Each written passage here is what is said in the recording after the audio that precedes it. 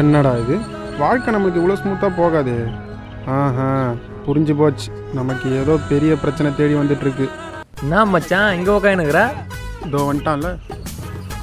சும்மா தான் மச்சான். என்ன மச்சான் டல்லாக இருக்கிற? உடம்பு எதனா சரியில்லையா? அடைச்சி வந்த விஷயத்த சொல்லு. ஒன்றும் இல்லை மச்சான், கூலி பிரிந்தா ஒன்று கூட. ஏன்டா நாதாரி, இதுக்கு தான் நைஸாக ஐஸ் வைக்கிற மாதிரி பேசுனியா? இந்தா கம்மியாக தான் இருக்குது, ஒன்று எடுத்துன்னு கொடு. சரி மச்சான்.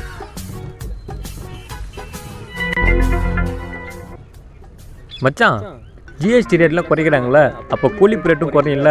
பண்டலை வாங்கி மாதம் ஃபுல்லாக உட்காந்து போடுறோம் மச்சான். ஏன்டா அரமெண்ட்டில் கூலி பிக்கிறது இல்லீகல், இதில் ரேட்டு குறையும், ஒரு பண்டலாக வாங்கி போட போகிறாரா? என்ன மச்சான் சொல்கிற? அப்போ கூலி ரேட்லாம் குறையாதா? இவன் வேற, அதெல்லாம் குறையாதரா தற்கூரி.